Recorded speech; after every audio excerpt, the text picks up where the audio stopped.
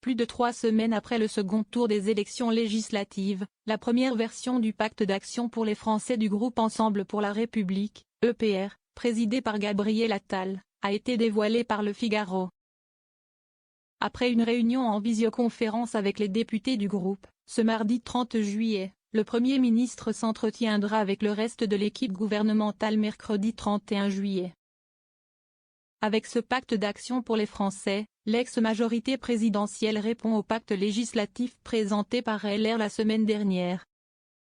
Les propositions du groupe EPR, qui compte 99 députés, doivent permettre de poser les bases de négociations permettant d'aboutir à la formation d'une large coalition qu'Emmanuel Macron appelle de ses vœux depuis la dissolution de l'Assemblée nationale le 9 juin.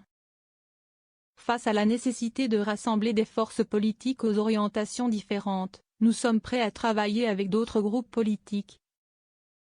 Et à cette fin à discuter de propositions qui ne figurent pas dans ce texte, peut-on lire dans le document. Peu de nouveautés. Ce pacte d'action pour les Français, initié par Gabriel Attal regroupe quelques dizaines de propositions autour de 6 axes. Défendre nos valeurs et institutions.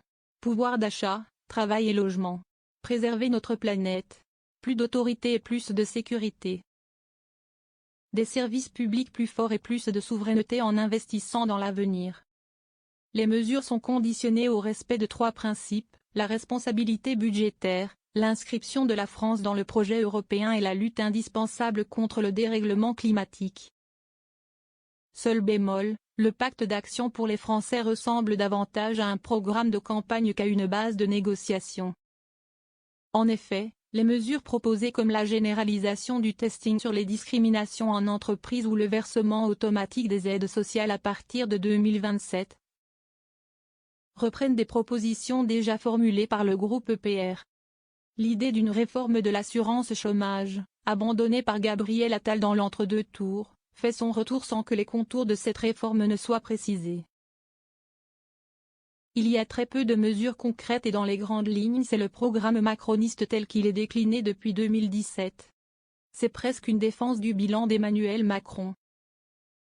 Ça ressemble beaucoup au constat posé par Emmanuel Macron lors de son interview le 22 juillet où il affirmait que personne n'avait gagné et que personne n'avait perdu. Juge Émilie Zapalski, experte en communication politique et fondatrice de l'agence Émilie Conseil. Parmi les nouveautés, la proposition d'organiser un référendum chaque année ou encore la mise en place d'une stratégie PISA 2030 destinée à élever le niveau des élèves. Encadrer d'éventuelles négociations. Alors que plusieurs cadres du groupe évoquaient la nécessité d'un changement de méthode afin de prendre acte des résultats du 7 juillet. Le pacte d'action pour les Français s'inscrit dans la continuité. Ce document ne résout absolument rien, la forme en elle-même est étonnante. On a d'abord une liste de mesures qui s'articule autour de 6 axes et ensuite un seul paragraphe évoquant les possibilités de négociation sur certains points.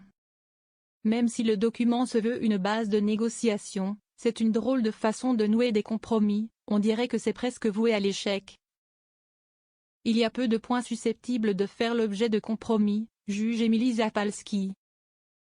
Ce pacte d'action pour les Français ressemble presque au dernier souffle du en même temps, proposant un durcissement de la politique pénale et l'ouverture d'une réflexion sur les profits et rentes indues. Néanmoins, voir l'arc républicain se matérialiser dans un gouvernement allant de LR jusqu'au PS semble toujours improbable, considère Émilie Zapalski. Certains points pourraient tout de même être susceptibles d'accord, notamment avec le NFP.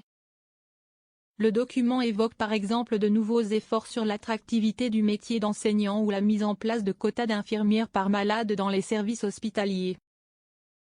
Des mesures qui pourraient générer du consensus à gauche alors que la candidate du nouveau Front populaire pour Matignon, Lucie Castet, affirme être prête à des compromis si elle est nommée Première ministre. Notons quand même que le document précise bien que la liste non limitative de sujets ne doit pas faire perdre de vue l'absolue nécessité de maîtriser nos comptes publics. Alors que le NFP veut créer 150 milliards d'euros de recettes supplémentaires,